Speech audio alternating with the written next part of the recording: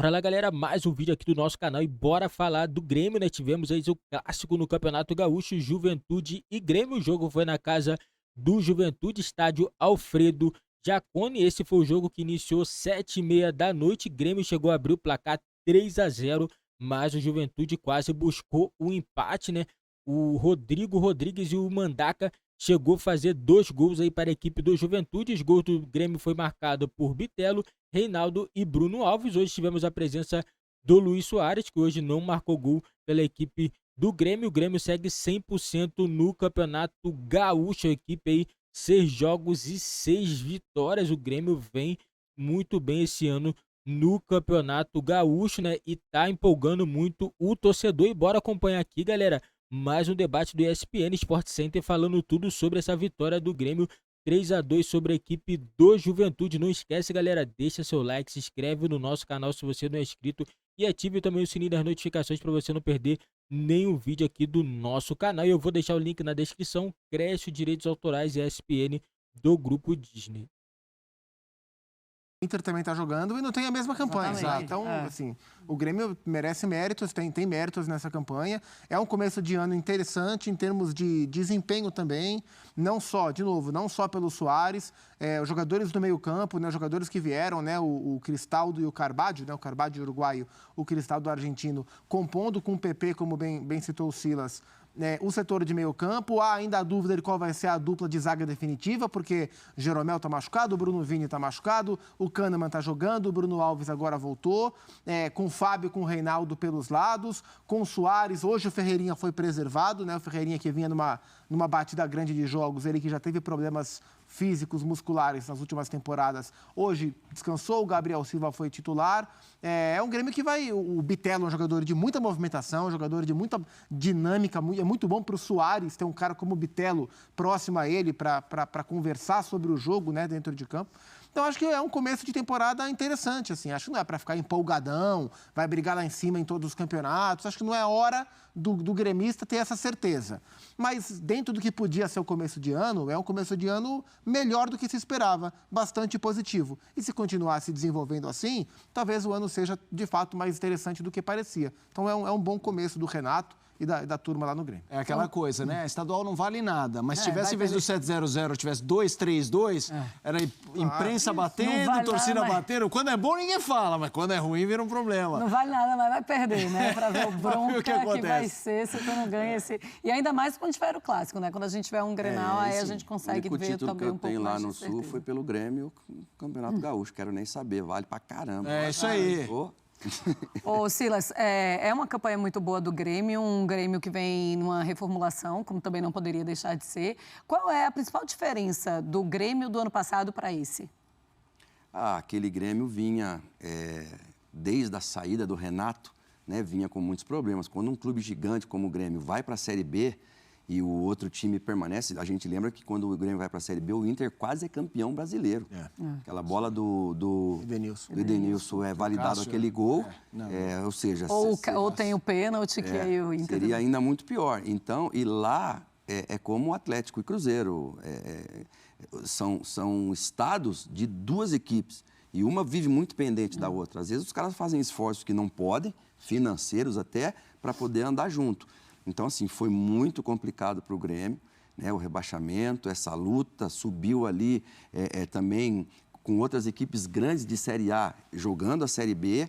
Agora, voltou o cara que todo mundo tem muita confiança nele, fala demais às vezes é fanfarrão demais, mas é o cara que tem o vestiário nas mãos, que sabe trabalhar esse grupo. E nesse começo de temporada, está colhendo os frutos, mas não sei se... A gente já pode adiantar muita coisa, eu acho que é cedo. Eu queria que o Endrick tivesse um cara que nem o Soares para jogar ali junto com ele.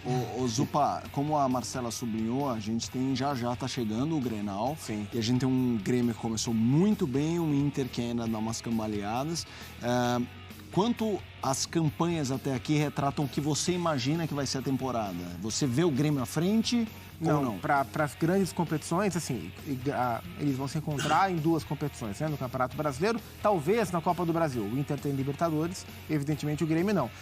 Embora o começo de ano do Grêmio seja bem mais animador do que o do Inter, eu não sou capaz de dizer, olha, o Brasileirão começa semana que vem. Eu acho que o Grêmio vai mais longe do que o Inter. Eu acho que eles são equipes equivalentes nessa possibilidade. O Grêmio pode chegar no patamar do Inter, mas não acho que esteja. O Inter é um time consolidado, não faz um grande começo de ano, mas o Mano tem o trabalho na mão, conhece muito bem os jogadores, está tentando encontrar melhores alternativas para definir, por exemplo, quem vai ser o centroavante. O alemão não vem bem com a torcida, o Pedro Henrique vem aproveitando a chance, o Inter pode ter movimentação de mercado.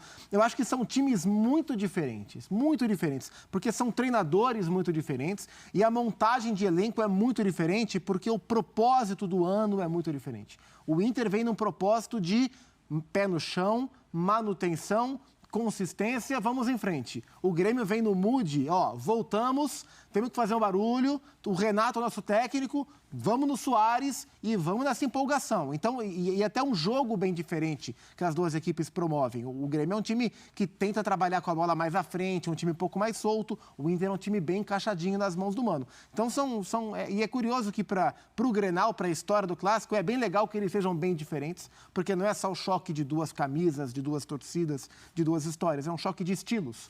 E isso, para a narrativa do Grenal, vai ser bem legal, mas eu acho que vai ser um clássico muito equilibrado. O Grêmio vai chegar no melhor momento do que o Inter, isso é indiscutível, mas a hora que eles se encontrarem é muito pau a pau. E você, Silas, quando se faz essa comparação Grêmio e Internacional, dá para tirar alguma conclusão de começo de temporada?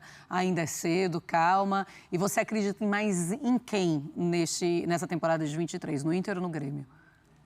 O Inter tem, num primeiro momento, a saída do Patrick para o São Paulo, que agora está no Atlético Mineiro. Depois, num segundo momento, tem a saída do Edenilson, que agora está no Atlético Mineiro também.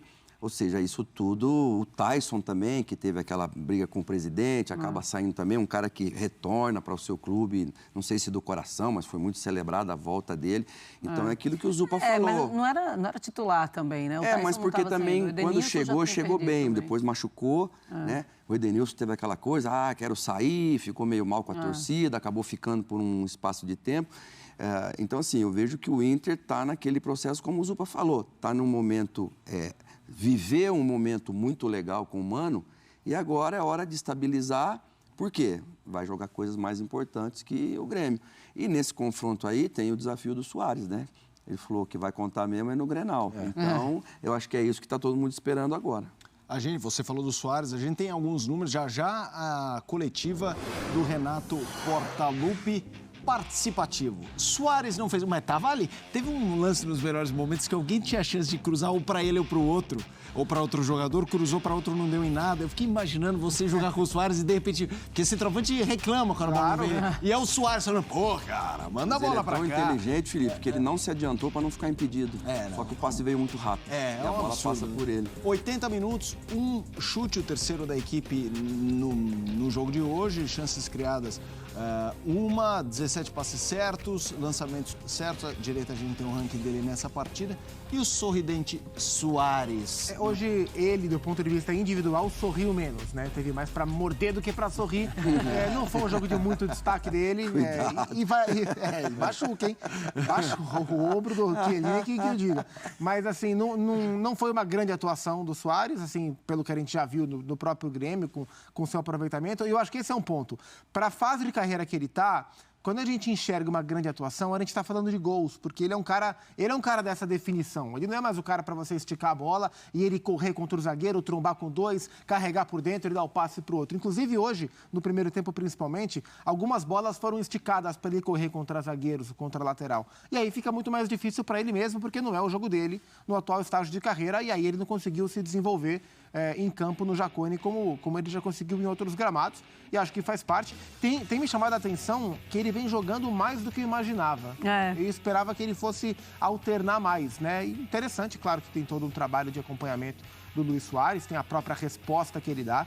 Isso é um sinal que ele está muito bem fisicamente. E olha só, o garotinho vai lavar a mão. E nem lavar, ó, ele encostou em mim, não lava a mão mais, né? Não lava a Ele mão pegou mais. no rosto, na cabeça, Demais, né, da criança ali. Ele... Maravilhoso. Que demais, porque a gente vê essas coisas, às vezes, Cristiano Ronaldo e Messi, né? Quando tem menininho, com o Soares. Demais. É o Silas? Silas, para falar do Soares também. Ô, Silas, mas é um Soares, é importante que a gente fale, que ele não tem ficado fora das partidas, o que é ótimo, porque mostra também para os torcedores, olha, ele está aqui e ele não está aqui para se aposentar daqui a pouquinho, ele não está aqui para brincar, ele vai jogar a temporada inteira, ele está apresentando um bom futebol e ele tem apresentado esse bom futebol, mas é claro que não vai dar para fazer gol sempre, e quase que ele fez. Mas ele está sempre ali, isso que é legal. Sim. Ele está sempre ali no gol do Bruno Alves, ele é quem chuta a bola. Ou seja, o Renato, quando prepara as jogadas, inclui sempre o Soares nas jogadas. Outro dia ele fez um gol de cabeça muito difícil no meio dos zagueiros. Ou seja, e a gente vê que apesar da idade, ele ainda tem aquele arranque curto. Então ele está se poupando para quê? Para fazer o movimento certo, na hora certa e o gol. O gol de 3 dedos que ele faz no outro jogo é impressionante. E é uma marca registrada quicando, dele, né? A bola quicando, ele pega de 3 dedos. Então, assim, talvez agora a gestão do Renato vai ser não perder o Diego Souza. Então, passar a mão na cabeça do Diego Souza, ajudá-lo para não perder, porque amanhã ou depois ele pode precisar do Diego Souza. Aliás, Renato Portaluppi falando, a gente vai ouvir agora. No primeiro tempo nós estivemos muito bem, construímos, tivemos a posse de bola, tivemos as oportunidades, fizemos 3 gols. Então, o primeiro tempo foi muito bom, até porque nós tivemos outras chances. E a gente sabe o quanto é difícil sempre jogar aqui contra o Juventude. É sempre muito perigoso, um jogo muito difícil. Fizemos o mais difícil no primeiro tempo, construímos um placar elástico. Conversei com eles no intervalo do jogo, falei que nós tínhamos que voltar com a mesma pegada, com o mesmo foco, porque nós não poderíamos botar o Juventude no jogo, nós colocaríamos o Juventude no jogo, se nós tomássemos o primeiro gol, eles iam crescer na partida. A equipe recuou demais, o Juventude fez o primeiro gol, depois fez o segundo, e é óbvio que eles iriam crescer na partida. Então, abdicamos de jogar o segundo tempo e pagamos pelos nossos próprios erros. Nos acomodamos com o placar, o adversário não se acomodou, achou, como já falei para vocês, os 2 gols. E aí tivemos um sofrimento no final, quando não era necessário. Mas futebol é assim mesmo, a gente vai aprendendo. Vamos conversar, vamos corrigir no vídeo para que isso não se repita. Renato, você teve que fazer 2 trocas, até por questões clínicas no intervalo, né? As saídas justamente dos 2 jogadores que caem mais para o lado direito, o Fábio e também o Bitelo. Isso também colaborou para que a equipe recuasse em algo mais instintivo, como você disse, que já que a ideia era manter a mesma pegada e não deixar o Juventude renascer, fato que acabou não se concretizando. E era para ter feito a terceira também, né? Porque o Gabriel tomou uma entrada violenta no primeiro tempo e eu estava com o tornozelo inchado e eu falei para ele voltar. Ele falou que estava tudo bem, porque queimar 3 substituições no intervalo do jogo não é fácil. O jogo foi bastante pegado, inclusive tem que elogiar bastante o Jean-Pierre, a equipe dele. Eles estiveram muito bem, tanto do lado do Grêmio como do lado do Juventude. Apitaram o que viram, apitaram muito bem. E é um jogo sempre muito difícil de se apitar. Então, os 2 saíram por lesões. Eu coloquei o Tassiano e o Everton. Não digo que nós perdemos com a saída do Bitelo e do Fábio. Eu digo que nós nos acomodamos com o placar. A maioria dos jogadores se acomodaram com o placar e aí o Juventude cresceu na partida. Interessante, você disse que os jogadores se acomodaram com o placar. Essa foi a leitura, porque a gente viu você muito irritado, Renato, ali na beira do campo. Até nunca eu, pelo menos, tinha visto você tão irritado como você esteve hoje à beira do gramado aqui no estádio Alfredo Jaconi. Talvez isso explique essa irritação. E você utilizou 2 jogadores, o Thiago Santos e o Diogo Barbosa. São jogadores marcados pela torcida. Eu gostaria de entender de você por que eles são opções. Tendo, por exemplo, o Vigia Sante, que a torcida do Grêmio até pergunta por que não é utilizado pelo técnico do Grêmio. Bom, em primeiro lugar, eu tenho um grupo e todos os jogadores estão recebendo oportunidades.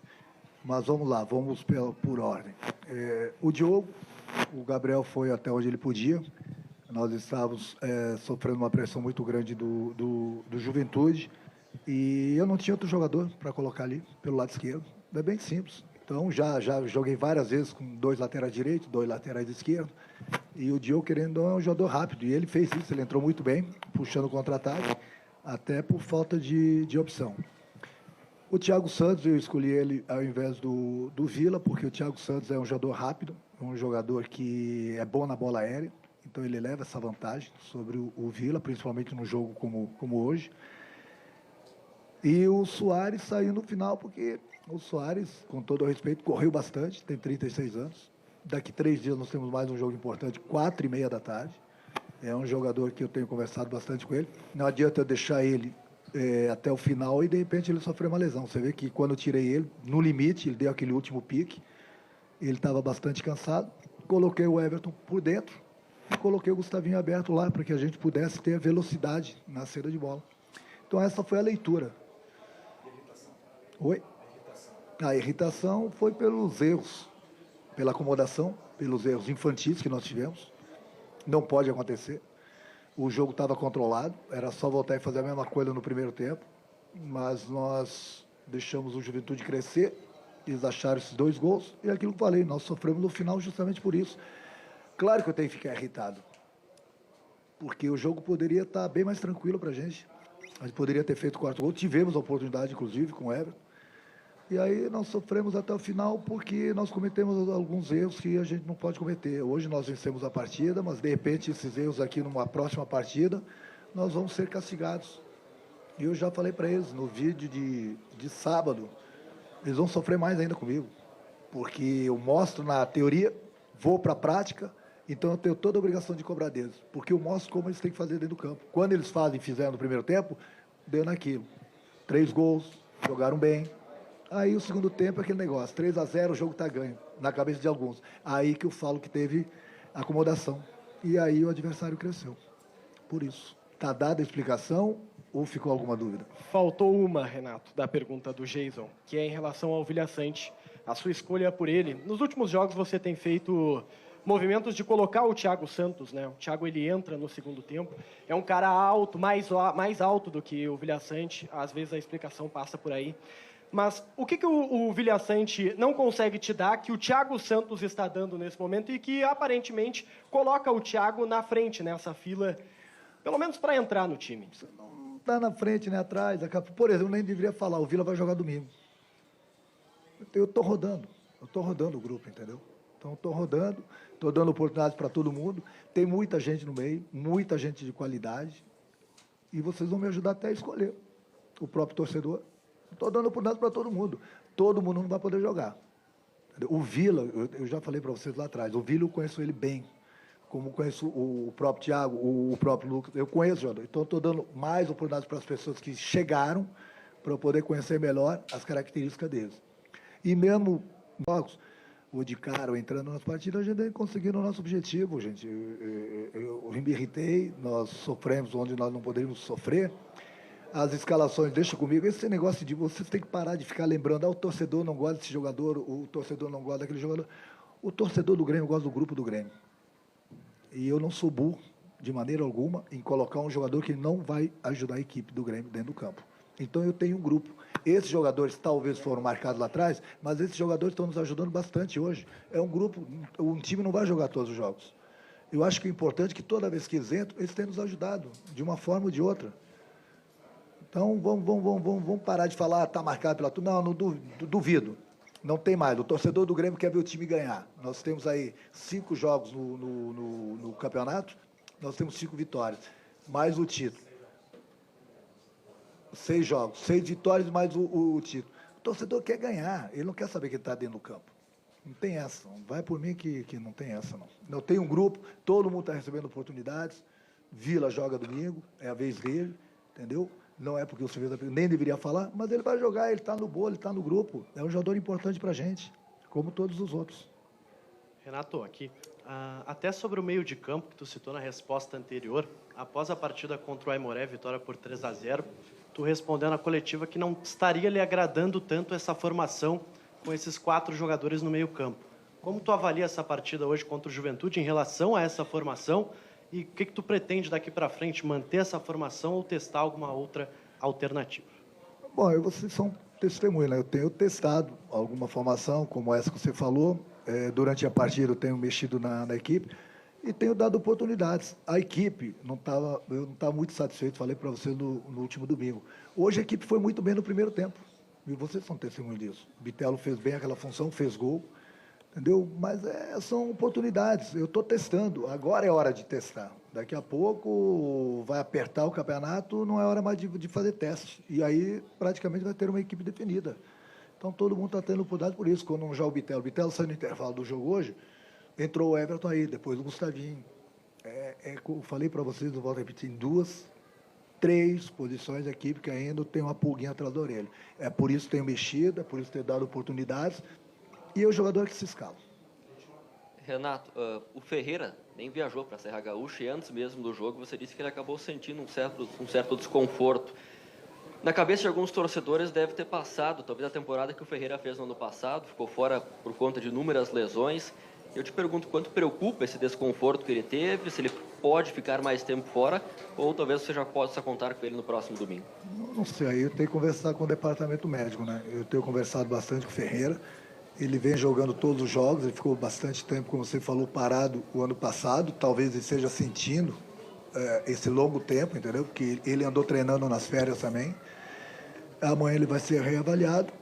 Eu acredito, que não vai ter problemas para domingo. Mas quem vai definir é o departamento médico. Amanhã eu vou chegar lá, vou conversar com ele, saber das reais condições, trocar ideias com o departamento médico e a gente define o que é melhor para o nosso time no próximo domingo. Obrigado, Renato. Obrigado, pessoal. Obrigado, Renato. Aí o Renato Portaluppi, vitória. Tava incomodado. Abre 3-0, corre risco depois. Vocês estão dizendo. É o famoso, vocês estão de sacanagem. E o Renato é malandro, porque ele dá entrevista, mas ele sabe que tudo que ele fala também é recado para os caras, no vestiário. E como ele tá pé da vida com os caras, porque os caras se acomodaram no segundo tempo, ele tem 2 maneiras de dar aquela estourada no grupo. No vestiário e via coletiva. Então ele tá aproveitando para dar recado para os jogadores também. Mas ele deve ter dado uns gritos lá no vestiário também, né? Galera, é isso aí. O Grêmio, né, largou na frente aí na tabela de classificação. O Grêmio vai chegando a 18 pontos, 8 pontos aí à frente do segundo colocado, que é a equipe do Ipiranga, que tem o mesmo número de pontos do Internacional. Renato Gaúcho aí vem conseguindo fazer um bom trabalho com a equipe do Grêmio, né? O Grêmio vem muito bem, galera, no gauchão, né? E o torcedor tá cada dia mais entusiasmado com essa equipe, né? A equipe vem fazendo os gols. O próprio Soares também, né? Que não marcou hoje, mas tem sido muito importante para essa equipe do Grêmio. São 6 jogos e 6 vitórias, né? E mais a vitória lá da Recopa Gaúcha, né? E o Grêmio agora chega a 18 pontos, né? Vitória muito importante mesmo do time do Grêmio, galera. É isso aí, o Grêmio vem muito bem no Campeonato Gaúcho, né? E Renato Gaúcho vem conseguindo manter muito bem a equipe, né? E a próxima rodada joga em casa na Arena Grêmio contra a equipe vai enfrentar a equipe do Avenida, né? O jogo vai marcado para 4 horas da tarde. O Grêmio dando um passo aí muito importante para a classificação para a próxima fase do Gauchão, galera. Esse foi o vídeo do nosso canal. Eu vou ficando por aqui. Valeu, fui e nos vemos aí no próximo vídeo.